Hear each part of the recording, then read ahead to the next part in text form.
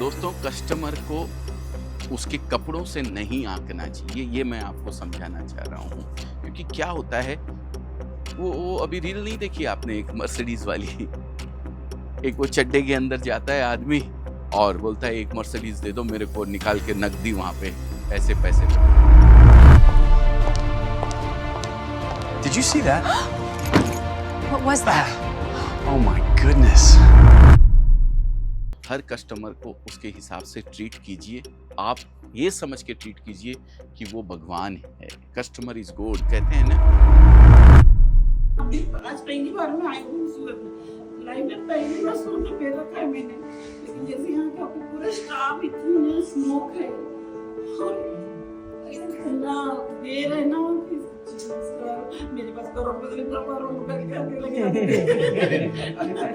हो जाएगा, वो भी होगा, वो भी होगा। सही है, आप बैठिए।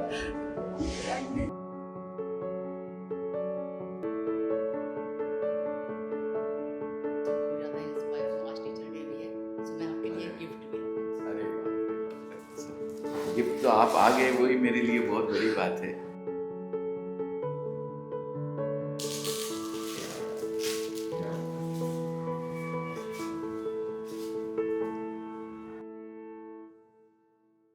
नमस्कार दोस्तों, मैं अजय अजमेरा फैशन सूरत से एक बार फिर से आप सभी का स्वागत करता हूं आपके अपने social media platform Ajmera fashion में। दोस्तों, कस्टमर आते हैं मेरे पास, बहुत सारे नए कस्टमर भी आते हैं, सर हमें भी दुकान करनी है, हमें भी नया बिजनेस करना है। तो आज मैं आपको ये बताना चाहता हूं कि अगर आप भी नई दुकान करना चाहते हैं तो उस नई दुकान को करने से पहले 4 बातें गांठ बांध लीजिए अच्छे से। पहली बात, दुकान पे आया हुआ हर आदमी आपका कस्टमर है, ये आपको मानना पड़ेगा, तभी आपकी दुकान चलने वाली है, नहीं तो नहीं चलेगी। आप इग्नोर करते हैं आए हुए दुकान पे किसी व्यक्ति को, ये आपकी सबसे बड़ी भूल है। क्योंकि दुकान में जो भी आया है ना, कुछ न कुछ लेने के लिए जरूर आया है। आप दे नहीं पाते हैं, वो एक अलग बात है। क्योंकि कस्टमर आता ही इसीलिए है कि वो कुछ न कुछ आपकी दुकान पे आकर के खरीदे। इस तरीके से फालतू घूमने के पास किसी के पास समय नहीं है। अब वो जैसे ही खाली गया किसी कारणवश, तो आपने उस कारण को तो नहीं देखा, आपने सीधा एक्सक्यूज ये निकाल दिया कि अरे इसको लेना ही नहीं था यार, मेरे को पहले ही लग रहा था। तो ये सबसे बड़ी चीज आपको ध्यान रखनी है। वो नहीं लेके गया है तो क्यों नहीं लेके गया है? आया तो वो लेने ही था 100%, ये तो तयशुदा बात है। पर वो क्यों नहीं लेके गया है, इस चीज का पता आप लगा लीजिए और ये समझ के चलिए, जो भी व्यक्ति दुकान पे आता है वो आपका ग्राहक है, वो आपका भगवान है। उसको खुश करना आपकी जिम्मेदारी है। दूसरा पॉइंट, हर कस्टमर, हर ग्राहक जो दुकान पे आया है वो पैसा लेके आता है, ये आपको समझने की जरूरत है। आप क्या करते हैं, उसकी वेशभूषा देख के, उसका रंग रूप देख के, उसके कपड़े देख करके आप कोशिश करते हैं अपने दिमाग में ये बिठाने की कि ये क्या लेने वाला है, ये तो फटे कपड़े तो लेके पहन के आया है। या मेरे जैसे को देख के तो ये समझ लेते हैं कोई पॉलिटिशियन आ गया है भाई। अरे जरूरी नहीं है कि वाइट कपड़े पहने हुए किसी ने कुर्ते पजामे तो वो पॉलिटिशियन ही हो, या किसी ने हल्के कपड़े पहने हुए है, थोड़े इधर उधर कपड़े पहने हुए तो वो कुछ खरीदने नहीं आया हो। ये चीज सोचने की जरूरत नहीं है। कस्टमर आपकी दुकान पे आया है तो वो कस्टमर है, 100% कस्टमर है। बस आपको समझने की जरूरत है उससे कि उसको क्या चाहिए, क्या ऐसा दूं कि उसकी जरूरत को पूरा कर सकूं, उसकी नीड को पूरा कर सकूं। वो प्रोडक्ट वाइज आप समझ सकते हैं। साड़ी बेच रहे हैं, कुर्ती बेच रहे हैं, लेगिंग्स बेच रहे हैं, पेटीकोट बेच रहे हैं, मेंस वियर बेच रहे हैं, किड्स वियर बेच रहे हैं, जो भी आप बेच रहे हैं, आपकी दुकान का बोर्ड देख के कोई आपके पास आया है तो जरूर वो लेने ही आया है। उसकी हैसियत, उसकी क्षमता को हल्का आंकने की कोशिश मत कीजिए। उसके कपड़ों को देख के उसके पैसे खर्च करने की क्षमता समझने का प्रयास मत कीजिए। वो 100% आपका कस्टमर है, चाहे वो 100 रुपए का ले, 1000 का ले, 10,000 का ले, लाख का ले, कितना भी कोई ले सकता है, ये तयशुदा बात है। तो इस चीज का भी आप ध्यान रखें। दोस्तों, कस्टमर को उसके कपड़ों से नहीं आंकना चाहिए, ये मैं आपको समझाना चाह रहा हूँ। क्योंकि क्या होता है, वो अभी रील नहीं देखी आपने एक मर्सिडीज वाली? एक वो चड्डे के अंदर जाता है आदमी और बोलता है एक मर्सिडीज दे दो मेरे को, निकाल के नकदी वहां पे ऐसे पैसे पटकता है। वो मजाक की बात थी, लेकिन ये हकीकत है दोस्तों। कोई भी कस्टमर को उसके कपड़ों से, उसकी वेशभूषा से आंकना नहीं चाहिए बिल्कुल भी। आपको हर कस्टमर को उसके हिसाब से ट्रीट कीजिए। आप ये समझ के ट्रीट कीजिए कि वो भगवान है। कस्टमर इज गॉड कहते हैं ना, तो बस उसको भगवान समझ के ट्रीट कीजिए और उसको देने का प्रयास कीजिए जो उसको चाहिए। तीसरा पॉइंट है दोस्तों, कस्टमर को प्रोडक्ट नहीं सॉल्यूशन बेचना। सॉल्यूशन कैसे कैसे बेचे सॉल्यूशन?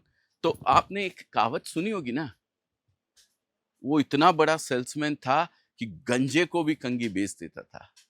ठीक है, अच्छा है, काबिलियत थी उसके अंदर, लेकिन ऐसा प्रयास दोस्तों बिल्कुल भी ना करें। गंजे को अगर आपने कंगी बेच दी तो वो उसके किसी काम की नहीं है।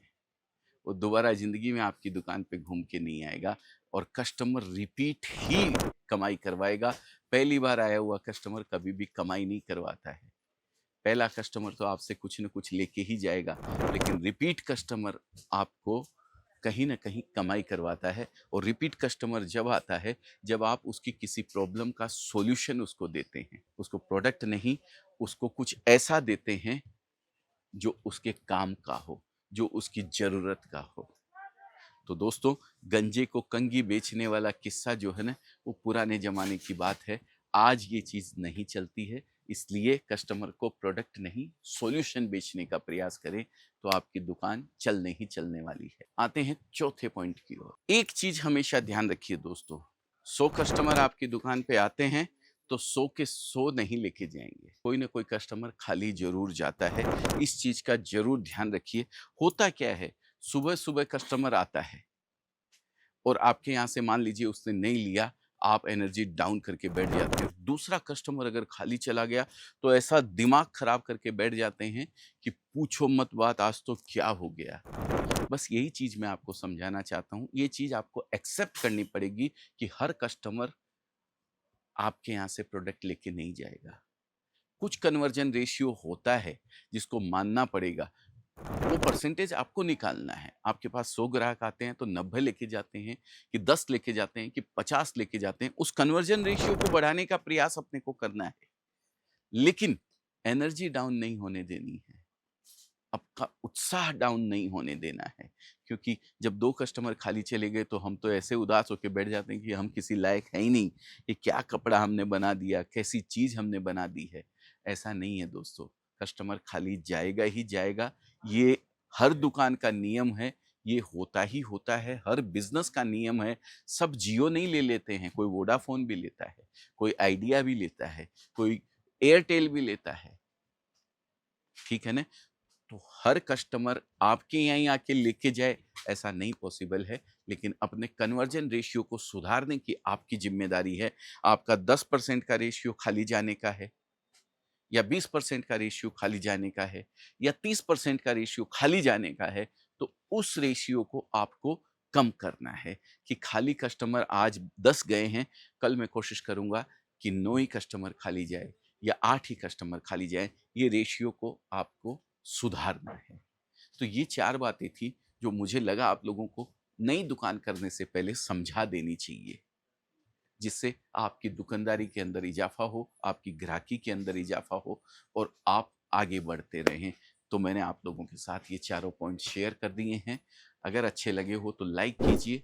चैनल को अभी तक सब्सक्राइब नहीं किया आपने, क्या बात कर रहे हैं यार, ये लाल बटन दिया क्यों है?